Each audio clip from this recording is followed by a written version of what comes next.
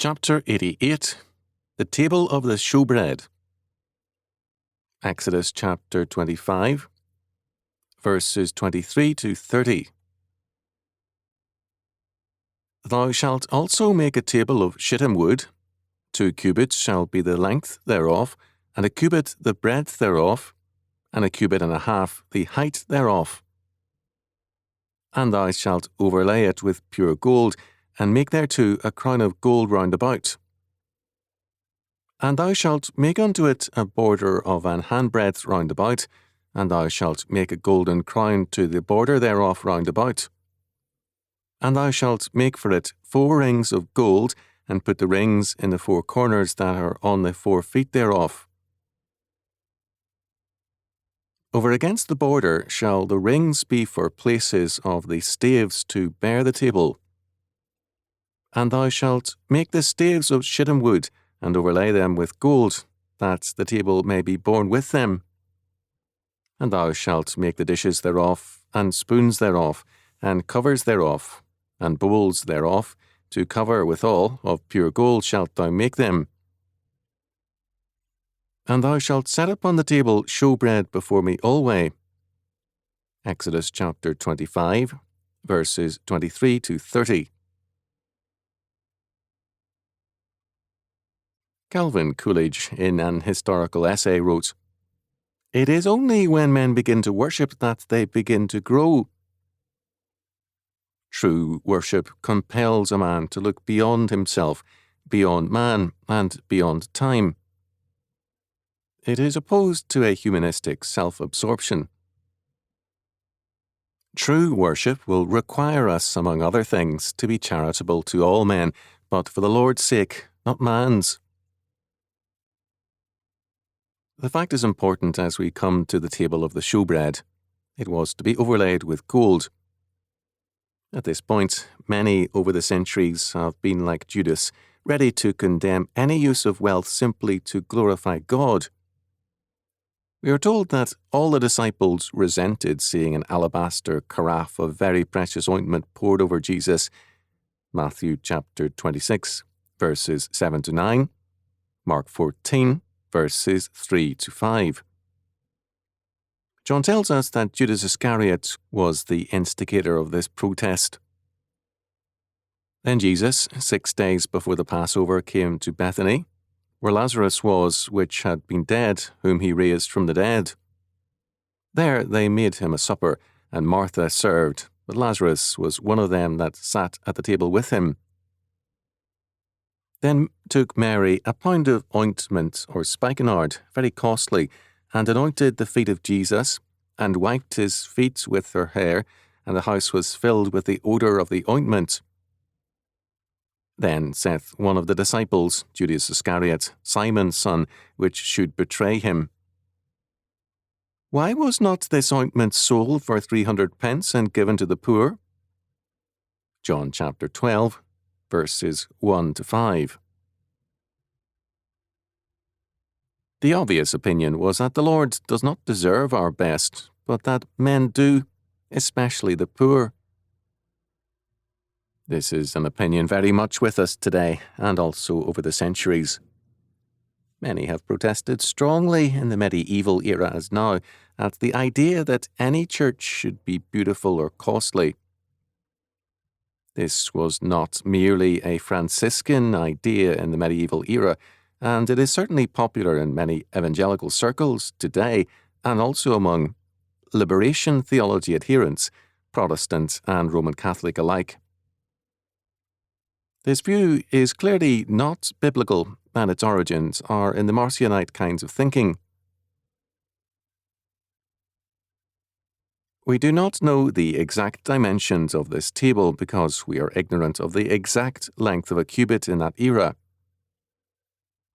We do have a depiction of this table in the triumphal arch of Emperor Titus, erected to commemorate the fall of Jerusalem in AD 70. Several other temple items are shown on the arch. The table of the shewbread refers literally to the bread of the face, or presence bread. It was located near the Holy of Holies, where the ark was. The bread was to be perpetually before the Lord. It was called holy bread or hallowed bread, as in 1 Samuel chapter 21, verses 3 to 6.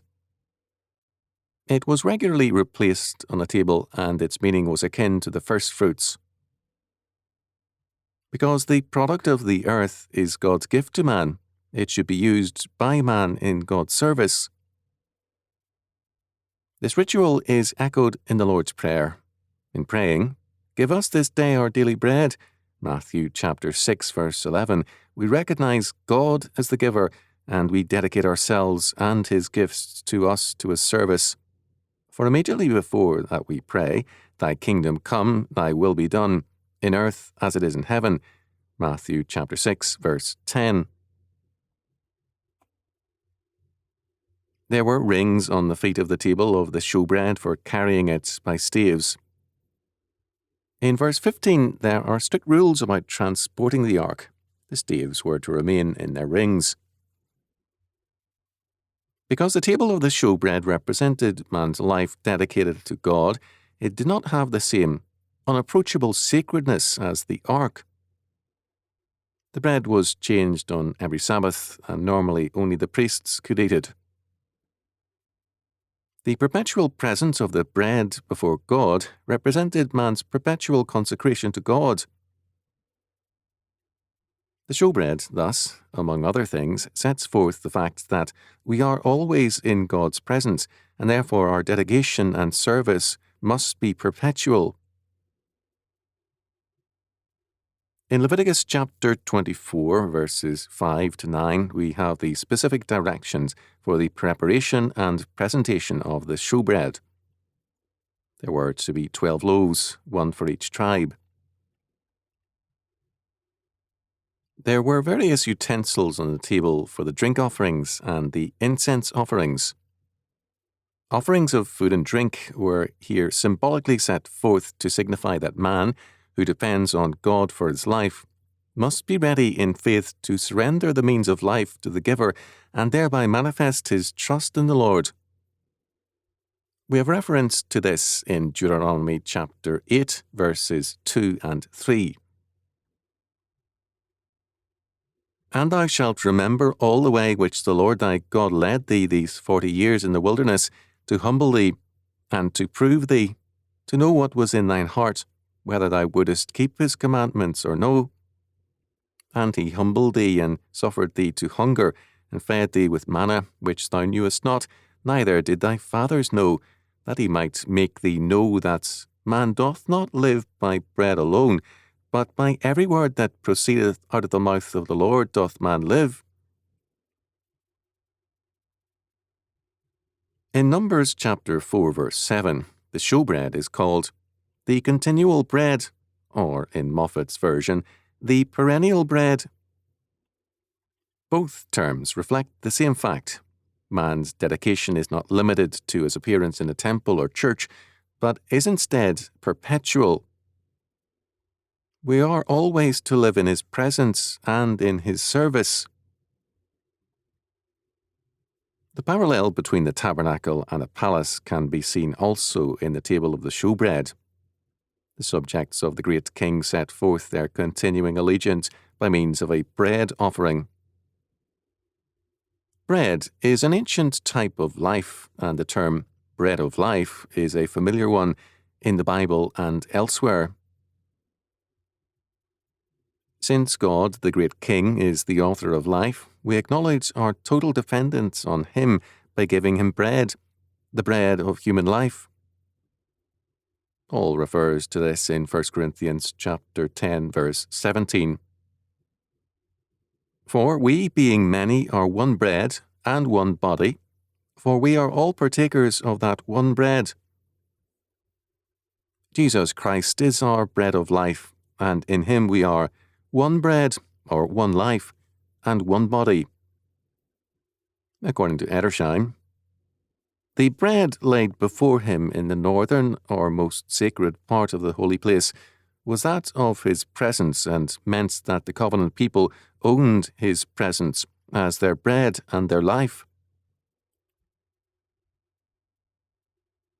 The showbread represented a covenant fact, the acceptability of the covenant people and their service to God. Hugh Z. Rule wrote, "The showbread, literally presence bread, was so called from its being set before God in his presence. It did not signify atonement that, if needed, had been already made. It was the offering of a people who were in unimpaired covenants with God.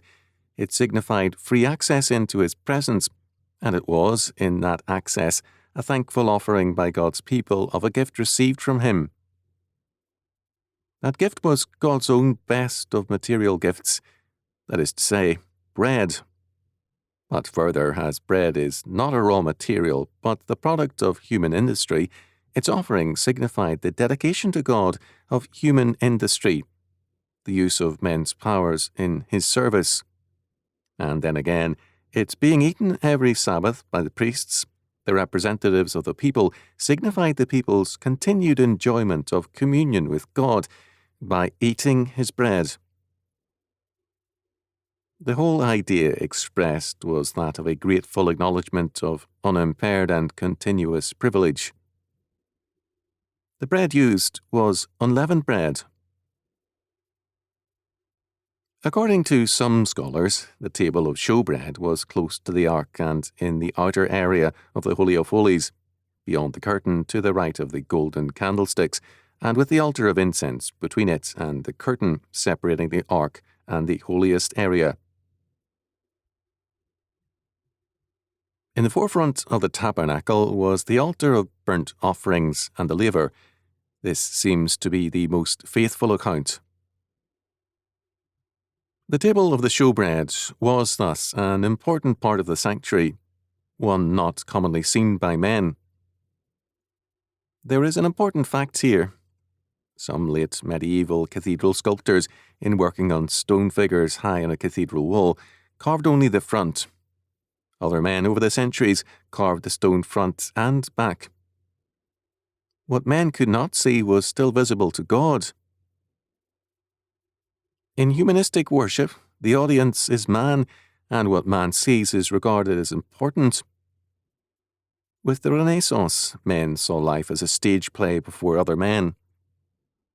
They ceased to live in the ever-watchful eye of God and began to perform for men. Castiglione and Machiavelli made a philosophy of this view. Biblical living stresses the glory of God and service to him. It sees no sin in the beauty of churches and worship, and it does see a contempt for God comparable to that of Judas in all resentment towards the glory of God's house.